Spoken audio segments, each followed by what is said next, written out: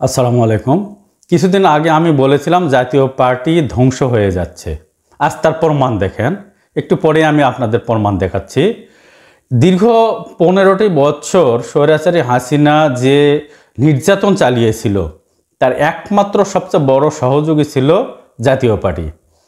যতগুলো মানুষকে cross fire করে হত্যা করা হয়েছে, ততগুলো মহিলা বিধবা হয়েছে। এর জন্য দায়ী কিন্তু শুধু আওয়ামী লীগ না, জাতীয় পার্টি। যতগুলো নিরীহ নিষ্পাপ ছেলেকে ক্রস ফায়ার দিয়ে হত্যা করা হয়েছে, যারা অবিবাহিত তাদের মায়ের কোল খালি করা হয়েছে, প্রত্যেকটি মা শুধু আওয়ামী লীগকে না, জাতীয় পার্টিকে অভিশাপ দিয়েছে। আর জাতীয় পার্টিও কিন্তু ধ্বংসের দ্বার প্রান্তে। অর্থাৎ এই যে 15 বছরে যতগুলো নারী বিধবা হয়েছে, যতগুলো মা সন্তান হারা হয়েছে, যতগুলো বাবা তার সন্তান হারা হয়েছে, সবগুলো জন্য দায়ী কিন্তু জাতীয় পার্টিও।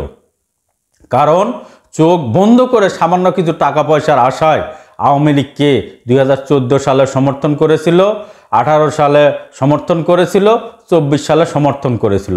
আর তাদের সমর্থন নিয়েই ফেরাউন হাসিনা সারা দেশের অসংখ্য নিরীহ মানুষকে খুন করেছে, গুম করেছে, জেলখানায় বন্দি করে রেখেছে এবং অনেককে হয়তো ক্রস ফায়ার দিয়ে মেরে ফেলেছে।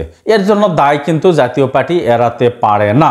জাতীয় পার্টি নিশ্চিত ধ্বংস হয়ে যাবেই যাবে, এটা আমি গ্যারান্টি দিয়ে বলতেছি। তার একটা প্রমাণ আমি বলি, দেখেন গত মাসের অর্থাৎ জুনের 25 তারিখে মহানগরীয় জাতীয় পার্টির নেতারা এবং জেলার জাতীয় পার্টির নেতারা ডিসিশন নেয় যে দলের সিনিয়র 3 নেতাকে অব্যাহতি দিবে, অর্থাৎ দল থেকে বহিষ্কার করবে।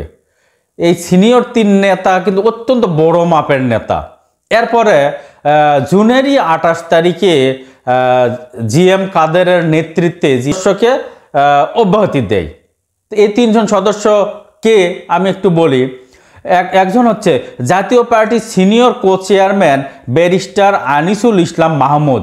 ইনি একজন সিনিয়র ব্যারিস্টার মানুষ এবং জাতীয় পার্টির নীতি নির্ধারণী ফোরামের একজন ব্যক্তি এবং জ্ঞানী ব্যক্তি, সিনিয়র ব্যক্তি। ইনি হচ্ছে একজন। দ্বিতীয়জন হচ্ছেন co chairman ABM Ruhul Amin Howlader. ইনিও দলের একজন নীতি নির্ধারণী ফোরাম ছিল এবং অত্যন্ত সিনিয়র ব্যক্তি ছিল, তাকেও বহিষ্কার করা হয়েছে।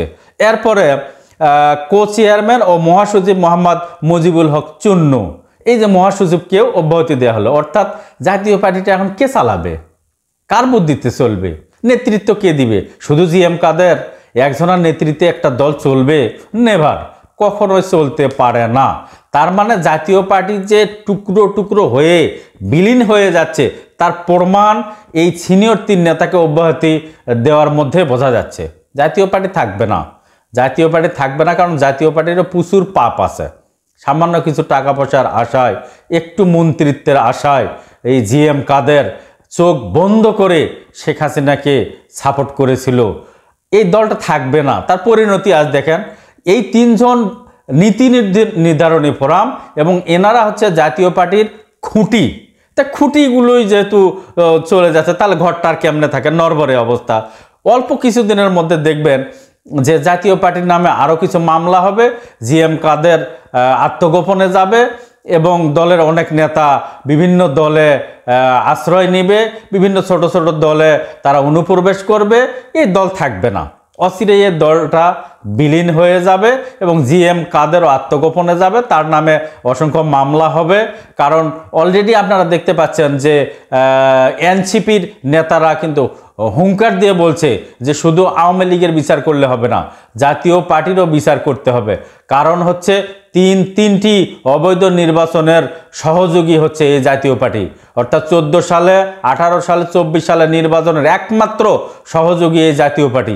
জাতীয় পার্টির সহযোগিতায় আওয়ামী লীগ 3টি নির্বাচনে ক্ষমতার অপব্যবহার করে ভোট চুরি করে জিতেছিল, এটা প্রচার করেছিল এবং ক্ষমতা ব্যবহার করে এই 15 বছরই ক্ষমতায় ছিল।